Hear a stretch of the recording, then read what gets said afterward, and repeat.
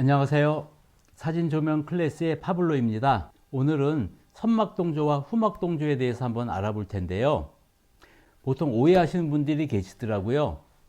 선막동조보다 후막동조가 좋은 기능이다 라든지 아니면은 야간 촬영은 후막동조를 사용을 해야지 좋은 사진이 나온다, 그런 얘기를 종종 들어본 적이 있었거든요.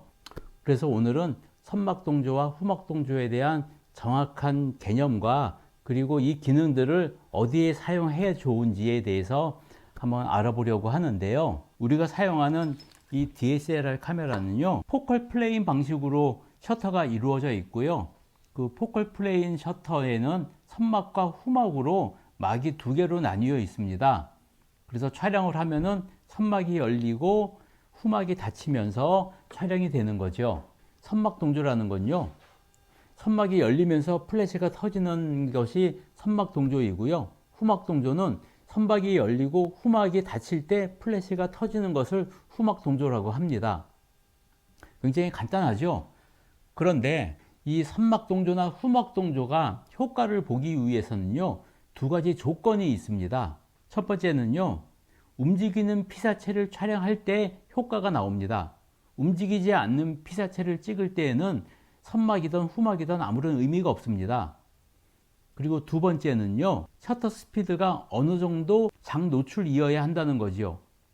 60분의 1초 이상으로 빠른 셔터 스피드에서는 거의 효과를 볼 수가 없는 그런 기능들이거든요. 선막 동조와 후막 동조가 어떻게 다른지에 대해서 예제를 가지고 설명을 해드리겠습니다.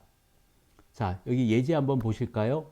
자, 여기 예제를 보시면요, 왼쪽에 촬영한 사진이 선막 동조이고요, 오른쪽에 촬영한 사진이 후막 동조입니다. 셔터 스피드가 느린 셔터 스피드인 것을 알 수가 있습니다.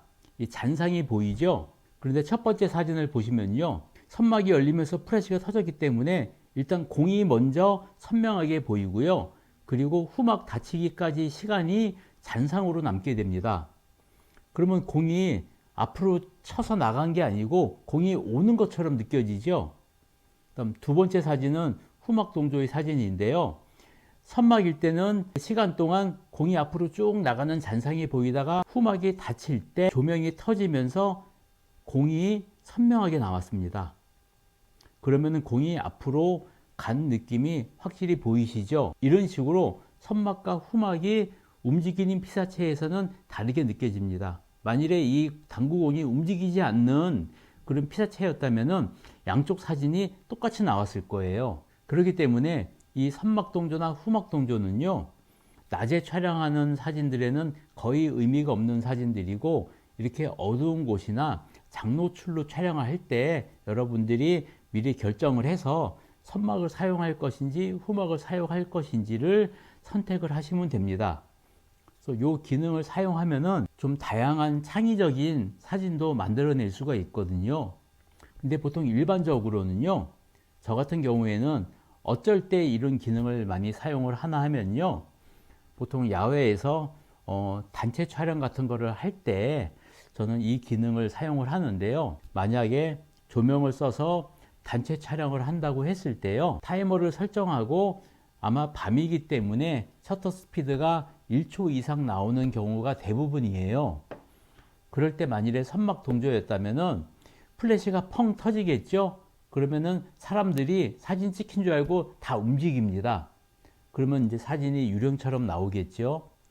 그래서 그때는 저는 후막 동조를 사용합니다. 후막 동조를 사용하면은 처음에 찰칵 찍히긴 하지만 조명은 터지지 않고 마지막에 셔터가 닫히면서 조명이 터지기 때문에 흔들리지 않고 깨끗한 사진을 얻을 수가 있겠죠.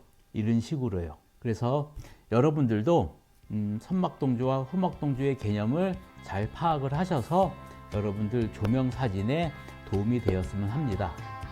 자, 오늘 강의는 여기까지였고요. 다음 시간에도 좀 더 좋은 강의로 여러분들 찾아뵙겠습니다. 지금까지 포토그래퍼 파블로였습니다. 감사합니다.